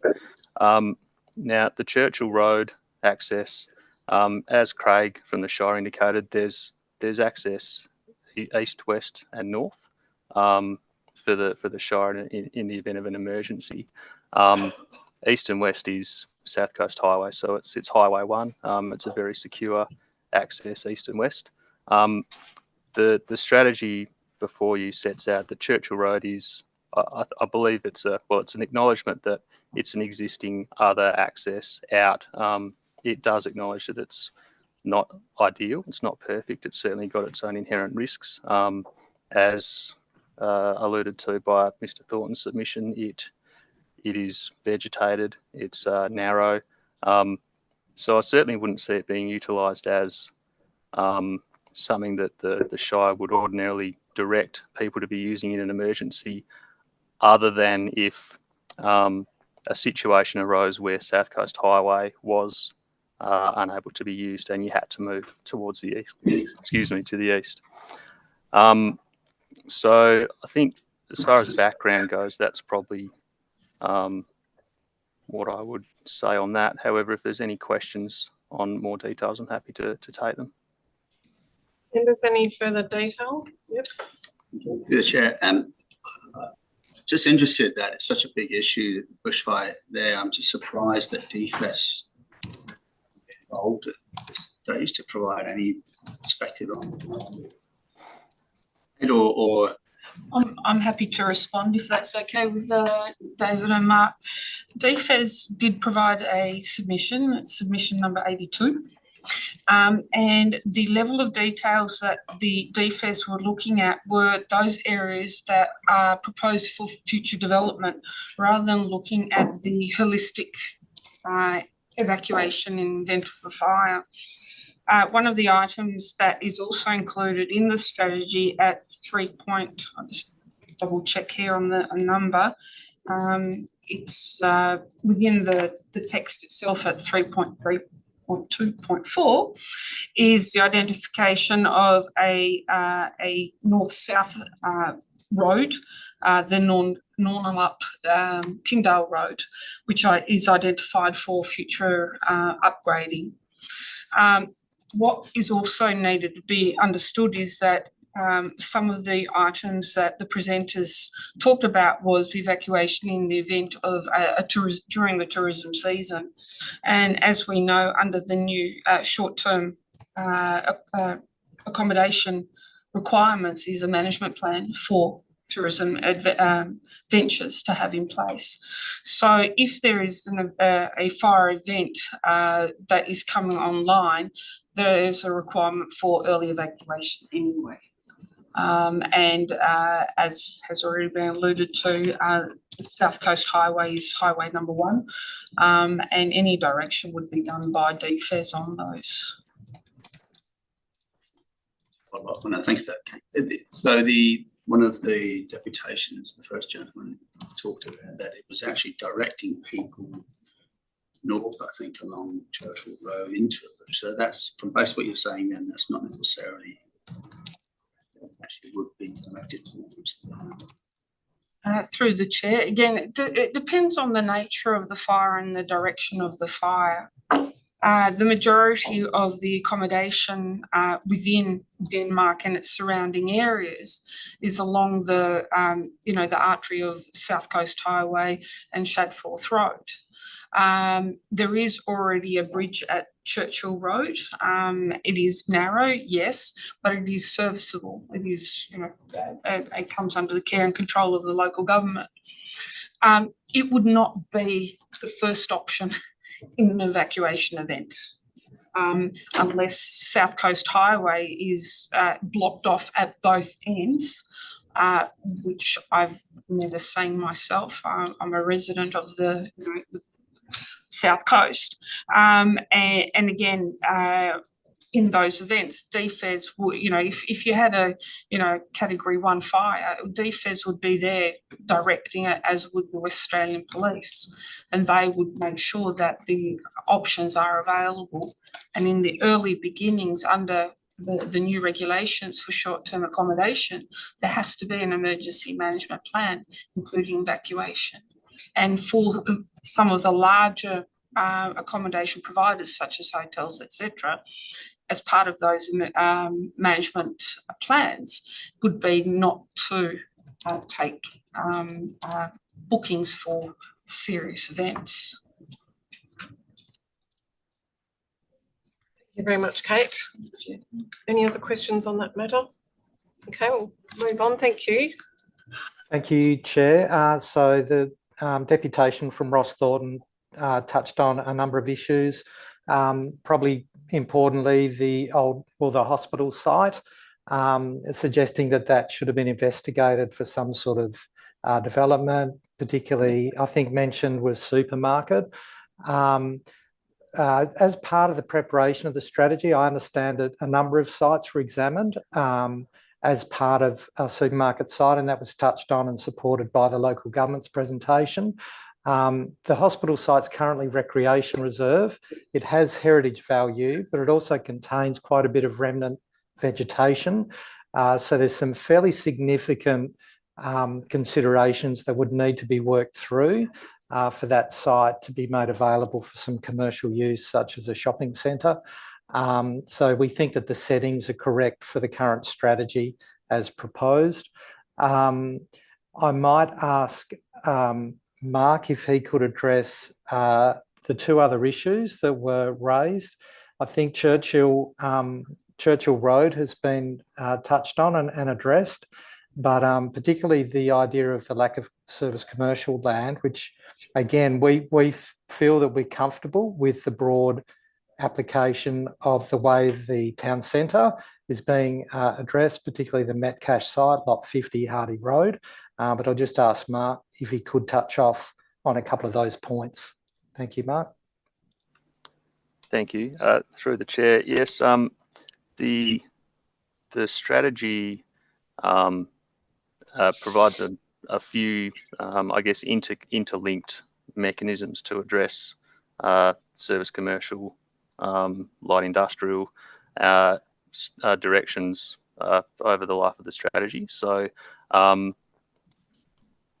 Ross Thornton's deputation mentioned, for example, I think it was lot 300 South Coast Highway, which is on the corner of the Denmark Mount Barker Road. So that site is a public purpose reserve. The Shire has care and control over it, and they're leasing it at the moment to some businesses. But long term, they don't want to keep doing that. They want to move those out to a more suitable location, such as East Denmark. And in doing that, that links back to the Zimmerman Street light industrial area where they've got their existing works depot, which they would then seek to move to lot 300 as a better located spot for that. So I think it's difficult to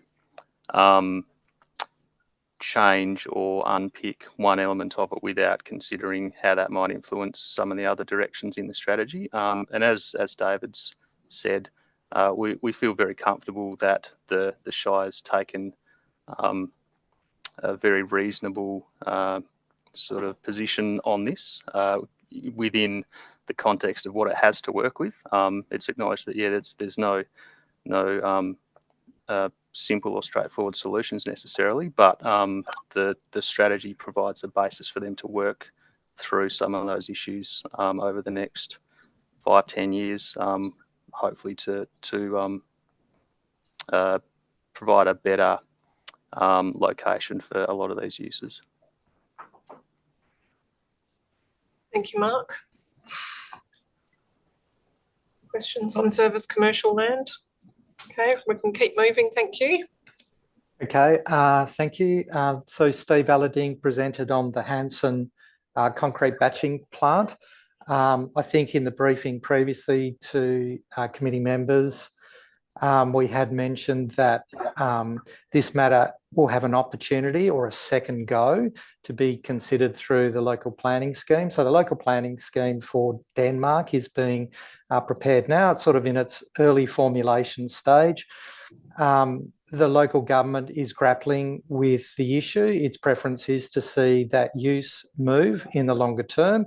It believes that use isn't consistent with not only a transition of the area to service commercial, which was reflected in an earlier strategy, the 2011 strategy, but it has the view that there's external impacts, and I think Commissioner Heron raised that point quite well about potential impacts, and that was brought up as well by others about dust and the suitability of that use.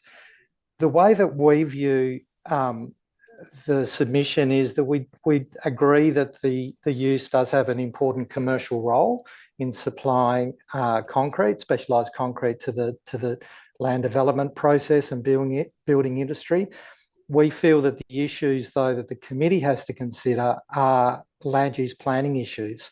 Land use planning issues such as suitability of the site, its potential to expand and further entrench itself in that site are fairly limited, and the surrounding land uses, which include residential development.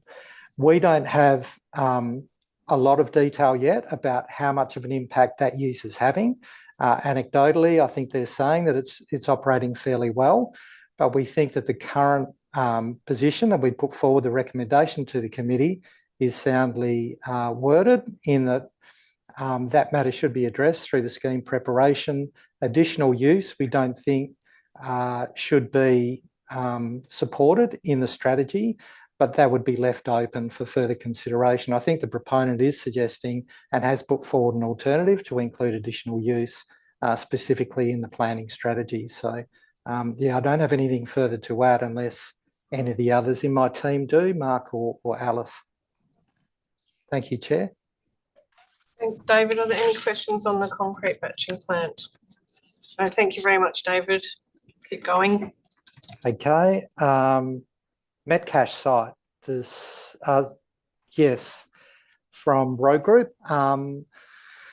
Look, I might ask if Mark, who's got probably a little bit more history with this, can address it, because I think the issue of the interrelationship with the town centre, the transition of use from IGA potentially to this side, and also the question as to whether this is potentially, as has been suggested, just a blocking tactic that we may not see development of this site in the life of the strategy. That question has been raised. So yeah, without putting any pressure on you, Mark, if you could respond to that, please, through the chair. Thanks, David. Through the chair. Yes, my understanding of the deputation was primarily seeking to have clarity of wording in the strategy so that the text in relation to the Metcash site married up more closely with the recommended modifications for the strategies and actions. And I do note that this was the department was made aware of this ahead of the SPC meeting, and there are some alternative text modifications that have been circulated if the committee's minded to support those. Going back to the core issues around that site, I think it was beneficial to have the Shire's commentary in there today, and whether or not it would get developed over the life of this strategy, I think it's an open question. But as we've sort of alluded to earlier, there were other sites looked at through preparation of the strategy. They've all been found to be more complicated or needing land assembly or tenure change or other processes to occur with a level of uncertainty around those, where in comparison you have a site on Hardy Street which is removed from the town centre but not significantly removed. It has a level of currency in the 2011 strategy. It's had recent development approvals for the shopping centre use, so it indicates that there's been a quite careful consideration of the merits of that for the site, and they've borne out. So again, on balance, in the absence of any other more obvious or more easily developable sites, the recommendation is to have that be retained. And I think the preparation of the planning scheme is probably going to be the important time to really scrutinise how the planning framework can provide that protection to the town centre from the drain of specialty shops and that sort of stuff that Craig from the Shire was talking about. Thank you. We do have a question from Ray Heron, Commissioner Heron, on this matter.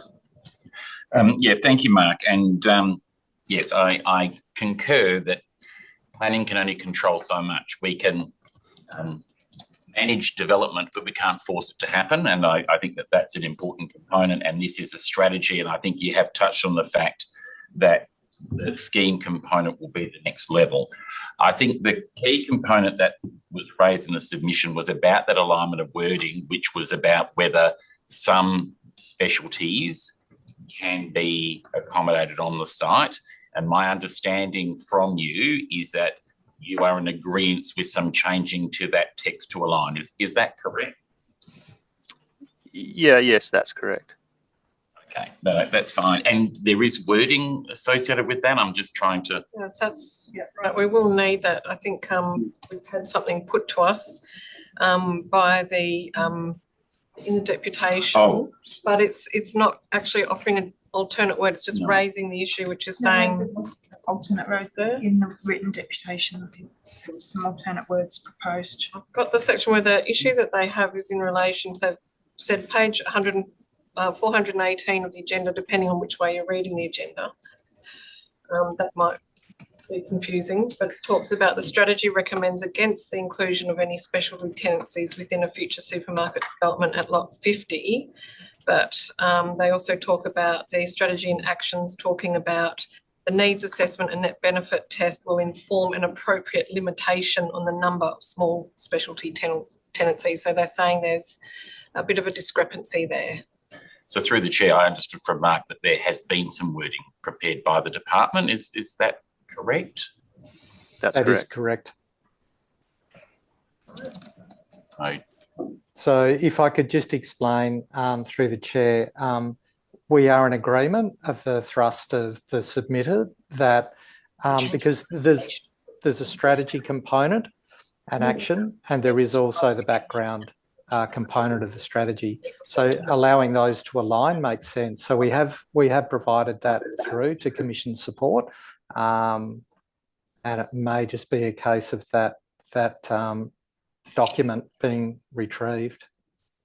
So the Commission support are just trying to retrieve that, but it might be easy if you have it at hand, David, if it's something you could resend. It's in SharePoint. Yes, we've just popped that into the chat for the benefit of Sam and Commission support.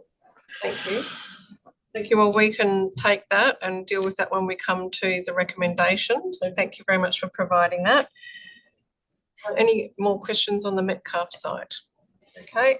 Moving on then, David. Okay, thank you, Chair. So Katrina Hithersays issues. Look, the East Denmark Industrial Estate it's not fully developed. There's further planning to occur there. We don't believe that a mapping change is required at this point to start to specify separations, buffers, and the extent of industrial, light industrial, and rural enterprise zone. So to that extent, we think that the strategy doesn't need any further modification. Certainly through the planning scheme preparation, some zoning control and further investigation will need to be considered. But the strategy is very clear. The strategy is very clear about the need to protect surrounding land uses from intensification of industrial type uses on that land. And we think that that is a really strong component of the planning that will guide further planning instruments over that land. So that is really all that we would have to say to that, but happy to take questions. Yeah. Thank you, David. Members, questions on any matters that have been raised in relation to this item? Thank you. I think that's been very thorough. So there are no other questions on the item.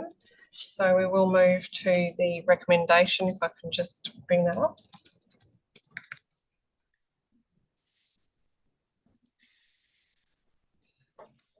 And Sam, before we come to that, have you received? Could you share that with us? I understand it's an amendment to the schedule of modifications, and that was circulated to members via email. And email. it was in the SharePoint document. So, geez. Now share it on the screen. No.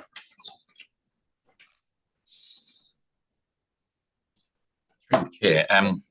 So my understanding is then that it's not a change to the recommendation, it's purely a change to the schedule.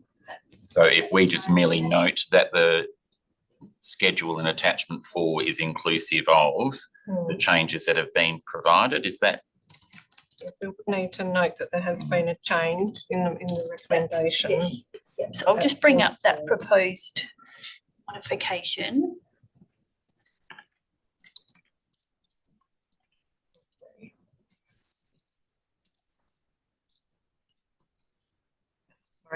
Sorry, so I'll work my way up.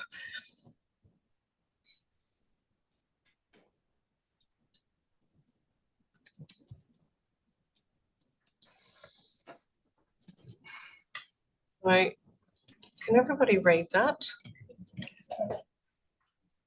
So the wording now says recommends consideration of an appropriate limitation of specialty tenancies. Okay, so in order to deal with that, we would need to just amend clause 2. Does this have a modification number so that we can be very specific? Paragraph 6, supermarket development. Paragraph 6. So require the Shire of Denmark to modify the local planning strategy in accordance with the attached schedule of modifications, attachment 4, and noting the amendment to paragraph 6 in relation to the Metcalfe site. Supermarket. Yeah, it says supermarket development. Supermarket development. Okay, is everybody happy to move forward with the recommendation with that change? Okay, can I have a mover and seconder, please? Moved by Member Harmon, seconded by Commissioner Heron. Discussion, members? Through the chair, I feel that wording is already saying there is a negative impact, but we don't really know that there is a negative impact. So, you know, I like the idea of the net benefit test to be done at the time and be more performance-based at the time, whereas I think the wording is already very prescriptive. And I wonder whether it should be more performance-based at the time, because it's anticipating it to minimise negative. I mean, is it to minimise potential negative economic, impact for the town centre, rather than already saying there is a negative impact. You don't know what the uses will be that could actually be there to enhance the existing town centre. I think it's already preempting that problem. Through the chair, I mean, my sense, I firstly understood from the submission that they were in agreement with this wording. I do think, however, that when you talk about appropriate limitations of specialty, I don't think that that necessarily means it's a negative. As I had put in during that discussion, is that there is an acceptance that this is, if you like, on the fringe, and then there would need to be some level of control. And I think by saying appropriate limitations, the level of appropriateness would be determined through that impact statement. So as long as the impact statement aligns, then I would suggest that that would be aligned with this. But so member Harmon and then. And I tend to agree with Paul, but also Ray. I think, and just to be clear, this is amending that one paragraph in the appendix, and so the rest of the context of that appendix talks about the need to do with design and it's a bit more holistic. Read together, I think it's an appropriate way to deal with it.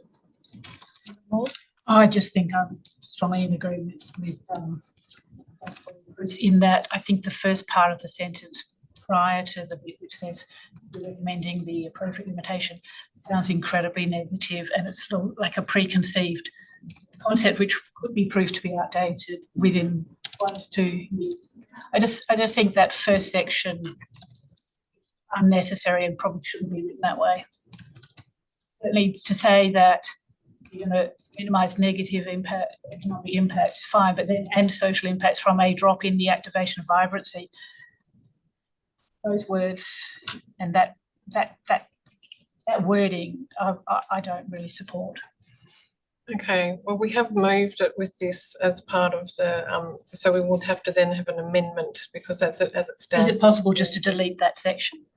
We can ask the mover and seconder if they would support that. I would support that. That was where I was going before being made aware of the amended wording, because I think, like I said, the remainder of that appendix, insofar as it deals with the supermarket site, covers off the intent of needing to deal with not only the urban design and the placemaking of the existing town centre, but also the design and the social impact of the new site. So the reference to a restriction on specialties, I don't think is necessary here because it's captured elsewhere. So the simple solution in my mind is probably to delete that paragraph. Yeah, I wasn't going to say that. As suggested. Well, that was the suggestion of the applicant of the deputation. To delete the paragraph in appendix 3 or reword it. We may have different views. Commissioner Herron, you seconded this, and I think you're it's suitable. Well, and I hold the view that, as I sort of say, that they're having development on the fringe of the town does have impact. I understand that there may be some connotations in the wording. I felt that the amendment was a logical way in which to apply some balance, because I do feel that having some limitation on the extent and nature of the retail is appropriate. If there is alternative wording, I would be happy to consider, but I don't think that deleting it in its entirety would be appropriate because it's not flagging that there would need to be some level of control applied. Chairman, maybe for me, you could add in 2 words to that in potential negative impacts to minimise potential negative impacts. And then when it says consideration of an appropriate limitation of special tenancies, move limitation and just change it to level or number of, instead of limiting. It's been suggested, which is probably a consideration of an appropriate level of special tenancies. Well, that then almost goes the other way. Because I think the issue is, will there be specialty stores? And if there are specialty stores, to what extent? So by changing it to an appropriate level of takes away that first element. Yeah. Will there be?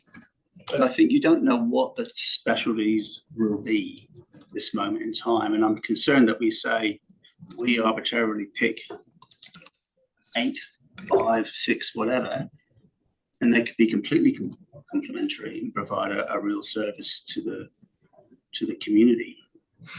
We've got, we're at a strategy level. Surely it should be a number. No. Well, we do have two people that wish to speak. I think Commissioner Dare had her hand up first, and then we'll go to Member Moore. Thank you, Chair. This is all becoming actually quite, when you start reading it, it's becoming quite repetitive. So you're starting out with to minimise, and then in the bold part below, it says to ensure the proposal does not significantly impact on the commercial. That says it all. I don't think you need all of the preface.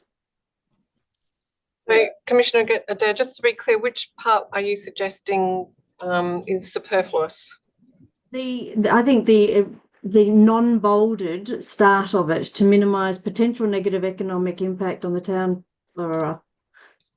This strategy, it could just go from this strategy recommends consideration of an appropriate limited as outlined in action E Roman 4 below to ensure that the proposal does not significantly impact on the commercial primacy of the town centre, Main Street environment.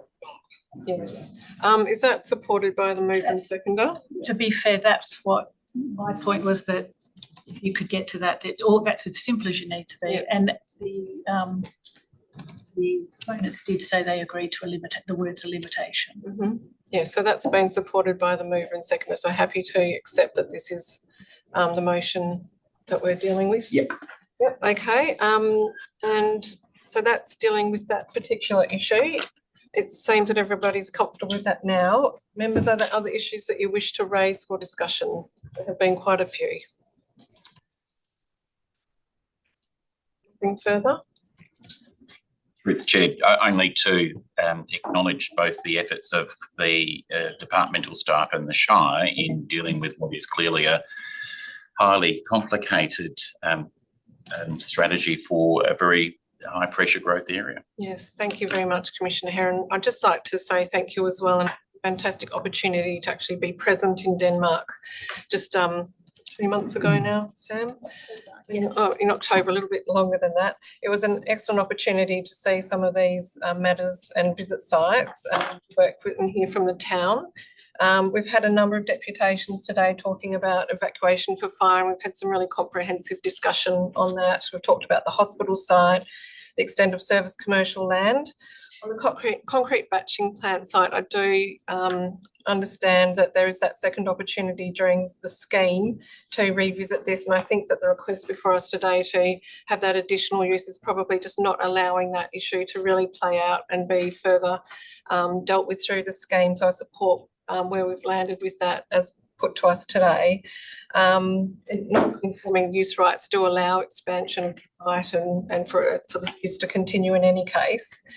We've dealt with the Metcash site, and we've talked about the deputation in relation to 652 Southwest Highway, with that, again, having that opportunity for further investigation and to be dealt with during the scheme. So it has been a very good discussion and very comprehensively dealt with today, and appreciate all of the advice provided by the officers and the work that you've done in supporting the town to get to this point and the community's interest.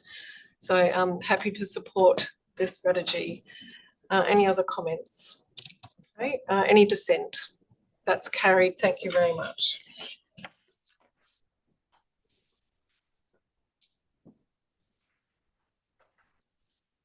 Okay, so I'll move. I think we might maybe start as getting some. Yes, please. Thank you.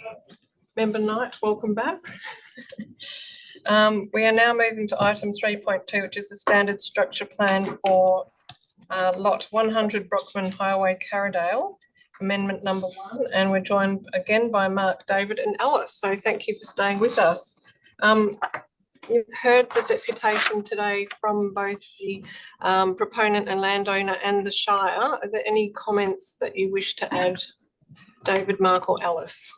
There's nothing from me, Chair. I think the issue isn't a complex one. I think it's a case of the planning strategy providing for the land to be developed in accordance with the proposed structure plan that you have before you. The only issue I suppose the Shire takes is that it's stepping over what would have been a delay to that. They saw it as longer term. But I think since the planning strategy was prepared and endorsed by the Commission, circumstances around land supply have heightened, and we've seen an acceleration in the consumption of land, particularly in some of those rural settlements. such as Carrydale. So we think it's appropriate for the Commission to support the recommendation to allow this land to be structure planned as recommended. Thanks, David. Members, any questions? Okay, can I have a mover and seconder? Moved by Commissioner Lakey, seconded by Commissioner Herron. Any discussion on the item? Oh, just to say through the chair that again, I think that the need has clearly been is evident. The issue was more so around the buffering, which seems to have been addressed in other ways. So through that, I'm very comfortable. Thank you, Commissioner Herron. Any further comments? Okay, any dissent? That's carried. Thank you very much.